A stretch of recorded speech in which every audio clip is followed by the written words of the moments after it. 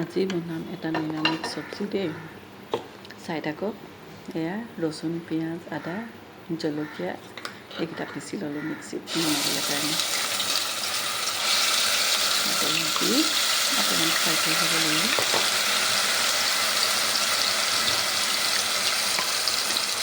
অকণমান ফ্ৰাই হ'লে তাৰপিছত এটা এটাকৈ বাকীখিনি বস্তু দি দিছোঁ। এইটো হৈছে আচলতে অমিতা, আলু আৰু চয়াবিনৰ এখন চব্জি।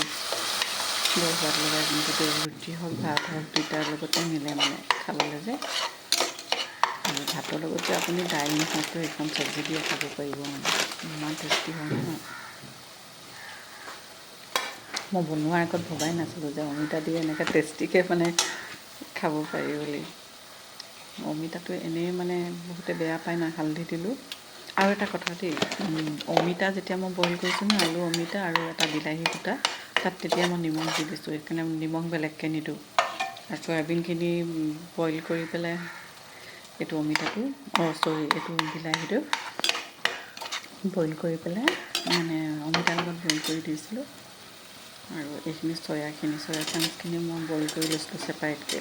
তাত অকণমান নিমখ হালধি সানিছোঁ, সেইটো কাৰণে আকৌ নিমখ নিদিওঁ আৰু। এইখিনি অকণমান আকৌ ফ্ৰাই কৰি ল'ব লাগিব। সেইকাৰণে চয়াখিনি মই বেলেগকৈ ফ্ৰাই নাই কৰা মানে, ইয়াৰ লগত একেলগে কৰিছোঁ যে দুবাৰ নাই কৰা। একদম কম ইনগ্ৰিডিয়েণ্টছত বহুত টেষ্টি মানে খাই পাৰি। তাৰপিছত বাকীখিনি বস্তুটো এটা দি থাকিম।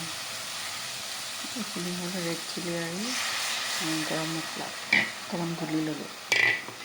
পানীত গুলি পেলাই দিছোঁ, নহ'লে মছলাটো লাগি ধৰে যে, সেইটো কাৰণে গুলি ল'লে তেতিয়া মানে লাগি নধৰে আৰু স্মেলটো ভাল আহে, তেতিয়া ষ্ট্ৰংকৈ আহে মানে গোন্ধটো।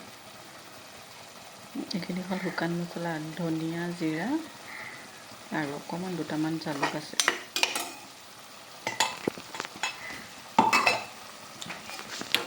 ধনিয়া জিৰা গোন্ধটো বহুত ধুনীয়া লাগে তাত।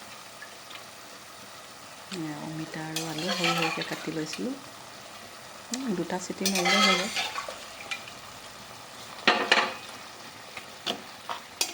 মানে তৰকাৰীখন পটককৈ হৈ যায় যদি বস্তুখিনি আগতে যোগাৰ কৰি থ'ব লাগে। ধুনীয়াকৈ অমিতা সিজোৱা পানীকণো দি দিব লাগিব, সেইকণো মেইন আৰু। অমিতা কিন্তু স্বাস্থ্যৰ কাৰণে বহুত ভাল দেই। আগতে নাখাইছিলোঁ, আজিকালি অলপ অভ্যাস কৰিছোঁ খোৱাটো। এই পানীকণ দি দিম, বেলেগ পানী নিদিওঁ আৰু। অমিতা সিজোৱা পানীত নিমখখিনিও আছে ন।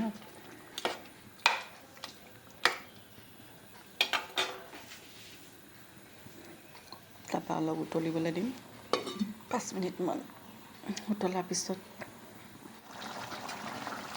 অকণমান পানীটো অকণমান কমালৈকে মানে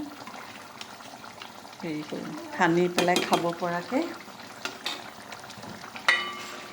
ঢাকন মাৰি